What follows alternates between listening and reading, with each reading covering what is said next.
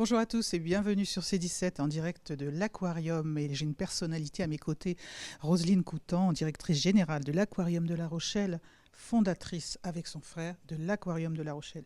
Et je continue, 60 ans de passion, officier national de l'Ordre de la Légion d'honneur. Bonjour, chère madame. Oh, écoutez, c'est pas ça qui est intéressant. Oui, mais justement, l'aventure a commencé il y a quelques années avec votre papa.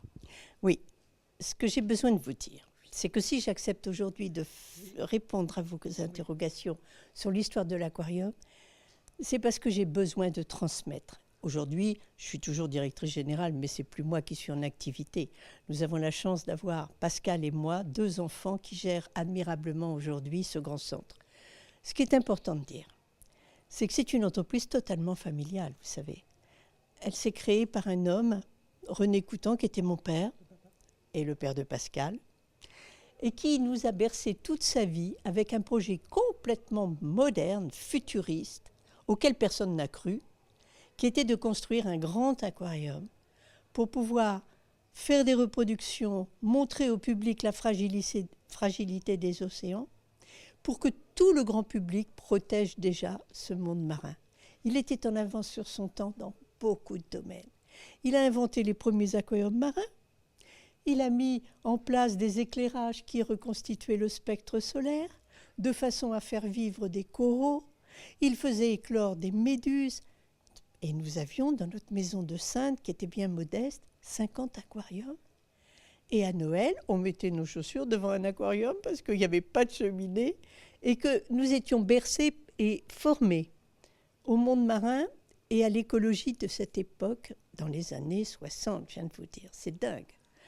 Donc son projet, il l'a rêvé toute sa vie, nous l'a transmis par notre formation et par son exemple, mais il ne l'a pas vu de son vivant. C'est Pascal et moi qui avons réalisé le rêve de René Coutan, notre père. Et donc maintenant, vous avez, vous, à votre tour, retransmis toute cette belle histoire, cette belle passion à vos enfants. C'est ça le problème. Dans les entreprises aujourd'hui, on oublie de dire qu'il y a des entreprises familiales qui fonctionnent admirablement et qui ont été sur 3 générations de passion et qui ont fait un travail important dans l'éthique, toujours la même. Et c'est ce qui me fait plaisir aujourd'hui, c'est de voir Ambre Beignet et Pascal et Mathieu Coutan reprendre le flambeau et en développant la reproduction des poissons, la communication, des centres de soins pour les tortues marines et surtout la formation des écoles. Vous savez, de la maternelle à la faculté, il y a des salles de classe chez nous. C'est une école de la mer que nous avons créée. C'est important. Oui, parce que, comme vous le disiez, l'aquarium a un rôle pédagogique. Il a un rôle pédagogique qui était exactement ce que nous avons reçu de notre père. Nous avons transmis dans notre entreprise et nous l'avons transmis après à nos enfants. Et c'est la 3e génération de passion, mais de passion privée, puisque c'est un aquarium qui n'est pas public. C'est un aquarium qui ne reçoit pas de subvention et qui se tient lui-même, mais avec des missions de service public. C'est ça qui en fait son originalité et son exemple. C'est peut-être pour ça qu'il y a eu une reconnaissance nationale. Reconnaissance nationale, eh bien écoutez, grâce à vous, l'Aquarium de La Rochelle, on ne le verra plus comme avant. Je vous remercie de votre question.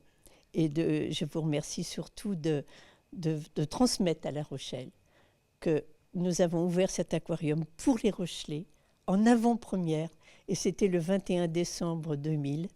Car l'inauguration n'a eu lieu qu'en avril, mais on a voulu le 21 décembre comme cadeau de Noël l'offrir à tous les Rochelais, et je crois qu'ils nous le rendent bien. Merci Roselyne et bravo.